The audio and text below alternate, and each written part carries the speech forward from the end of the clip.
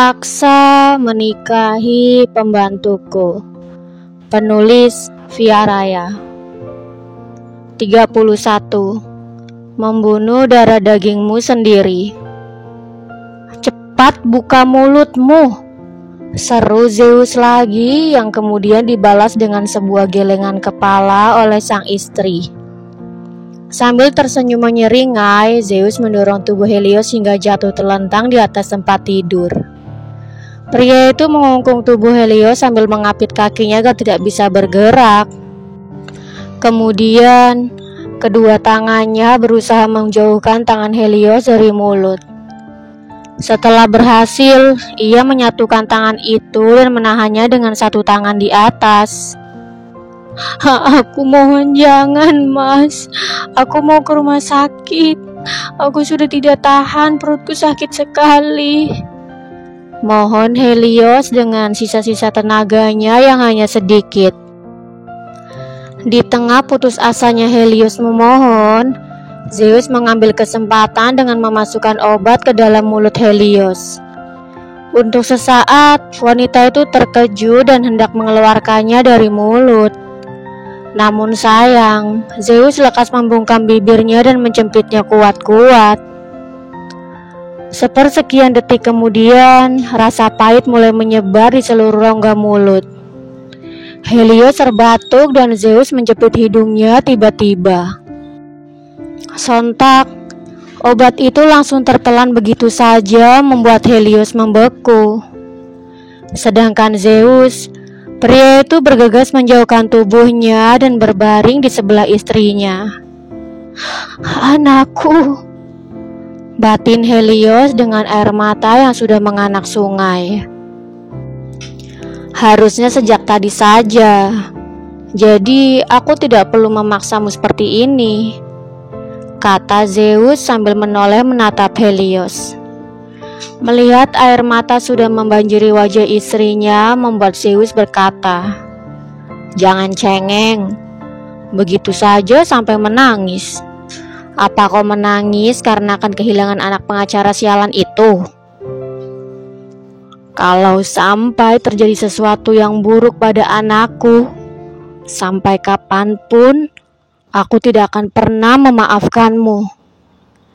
Lirih Helios dengan manik mata yang memerah dan basah.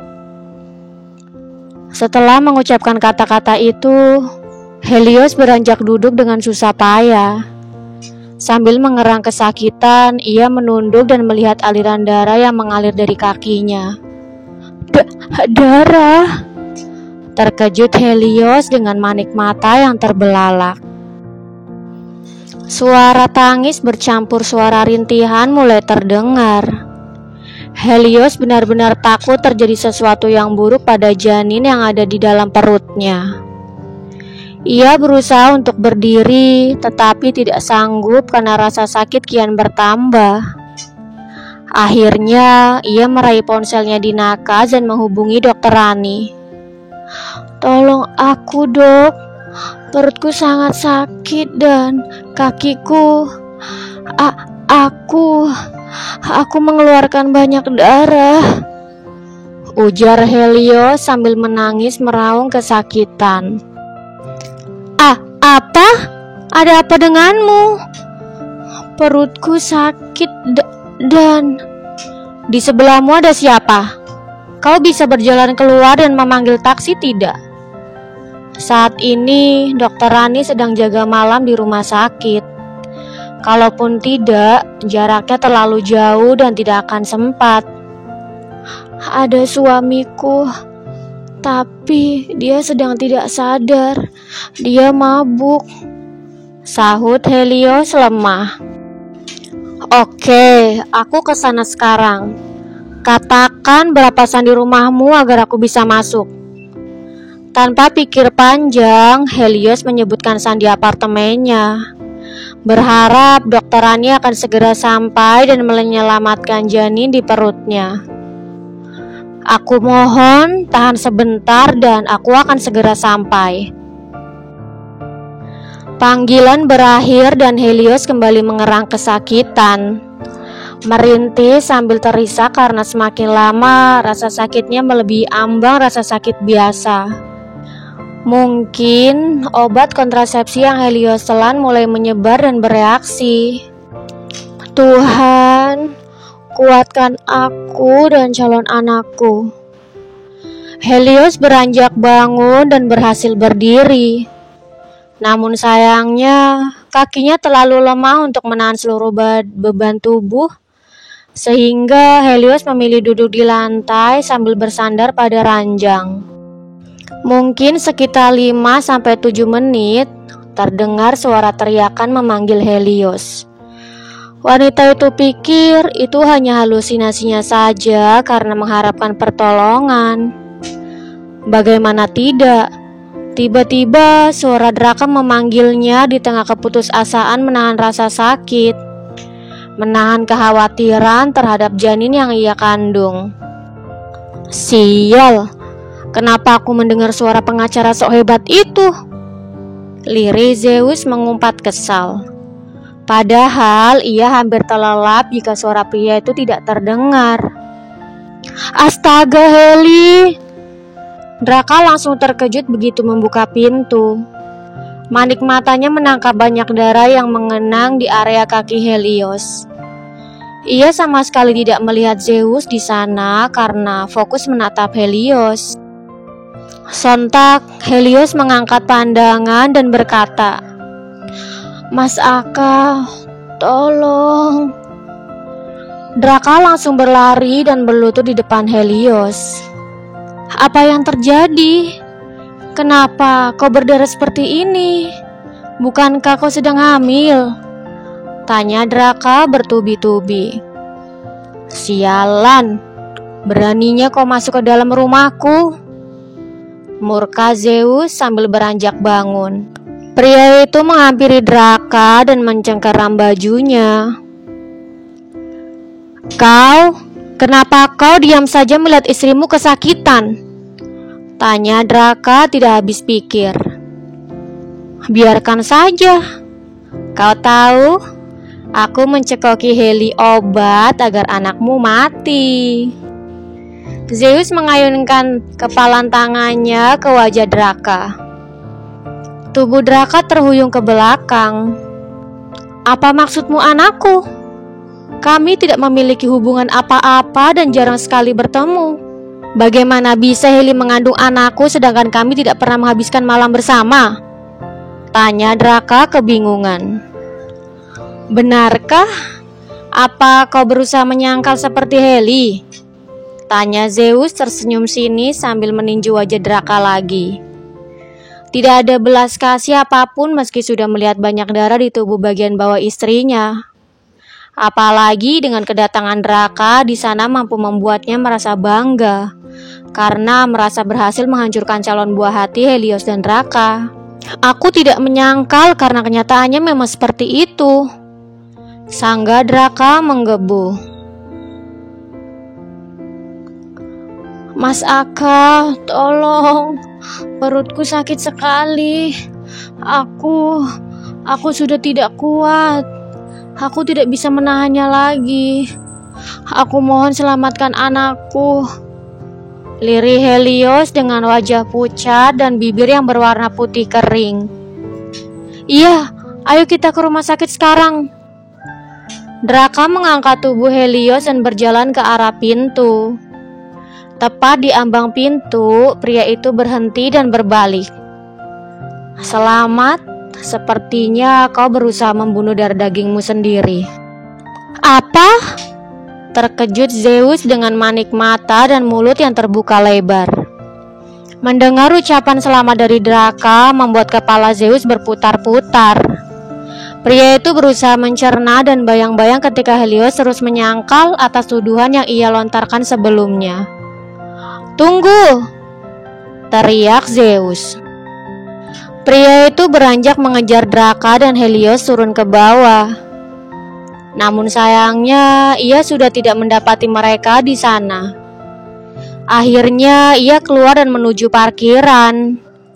Di sana ia melihat Draka dan Helios melintas di dalam mobil.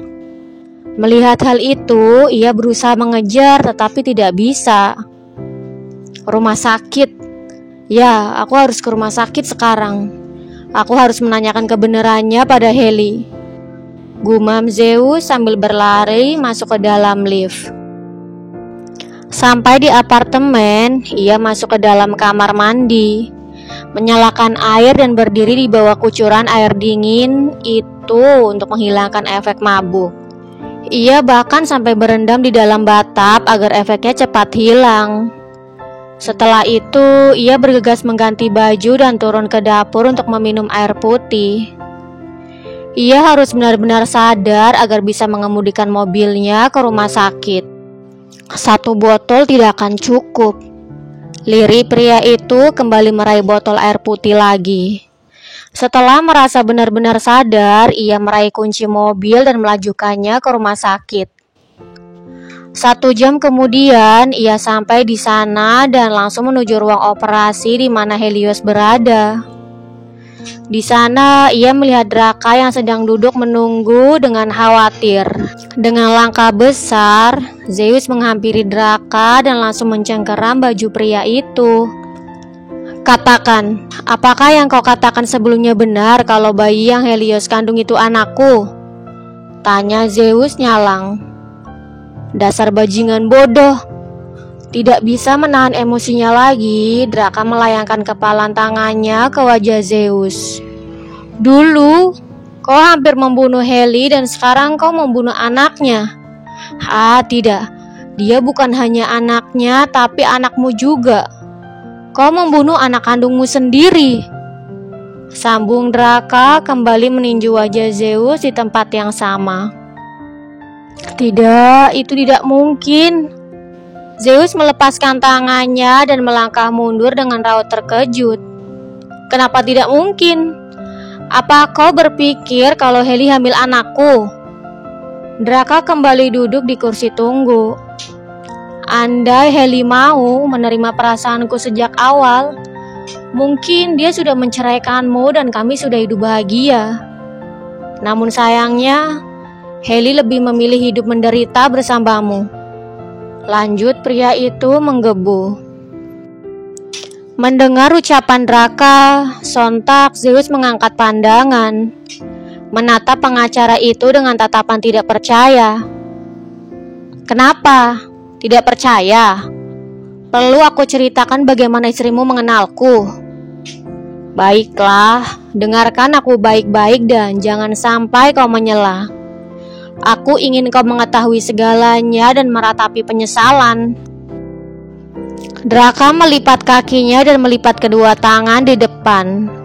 Kemudian ia mulai bercerita bagaimana Helios berusaha menghindar ketika ia mendekatinya, bahkan menolak ketika diberi ponsel baru. Mungkin Helios mau berbicara panjang lebar dengan Draka hanya di hari di mana Zeus menghukumnya selama 20 jam penuh. Jadi, kau tidak masuk ke dalam rumahku? Tanya Zeus terbelalak. Untuk apa aku masuk ke dalam rumahmu? Niatku hanya memberi Heli ponsel dan aku langsung pulang. Kenapa kau tidak memeriksa kamera pengawas jika tidak percaya? Sepertinya julukan yang kuberikan untukmu memang cocok, bajingan bodoh. Sangga Draka menggebu. Zeus langsung menjatuhkan tubuhnya. Ia terduduk di lantai dinginnya rumah sakit bersandarkan dinding. Ia tidak menyangka akan menjadi seorang pembunuh. Hanya karena mendengar kabar mantan tunangannya hamil dan ia tega melenyapkan janin yang belum sempurna.